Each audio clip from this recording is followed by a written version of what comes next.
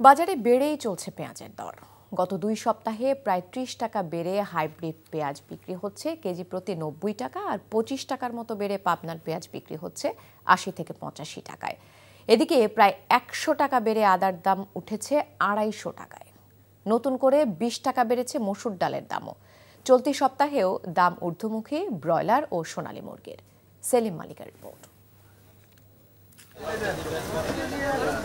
বাংলাদেশ পরিসংখ্যান ব্যুরোর সবশেষ তথ্যে বেশ খানিকটা কমার পর ফের বাজারে বেড়েছে নিত্যপণ্যের দাম।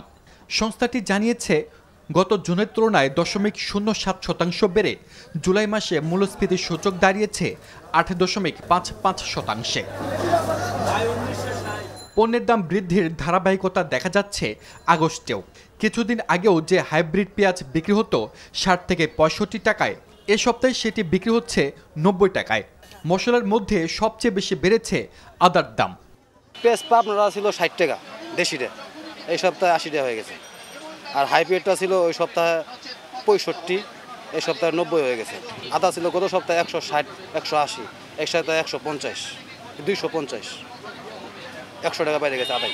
রাজধানীর টাউন হল বাজারে মসুর ডালের ঘাটতি দেখা যায়নি, তবে দাম বেড়েছে কেজিতে 20 টাকা। আগে ছিল 140 টাকা, আমরা 160 টাকা বিক্রি করতেছি। দাম বাড়ছেই মুরগির।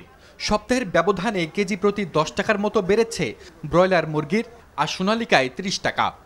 গত সপ্তাহে ব্রয়লার মুরগি বিক্রি করছি আমরা 60 টাকা, আর 160 টাকা বিক্রি করছি। আর এই সপ্তাহে মুরগি বিক্রি করতেছি 170 টাকা। সোনালী মুরগি বিক্রি করছি 300 টাকা, 310 টাকা, আর এখন বিক্রি করতেছি 330 টাকা। বৃষ্টির কারণ দেখিয়ে সবজির দাম বাড়াচ্ছেন ব্যবসায়ীরা। কাঁচা মরিচে ফের বেড়েছে কেজিতে 40 টাকা, বিক্রি হচ্ছে 240 টাকায়।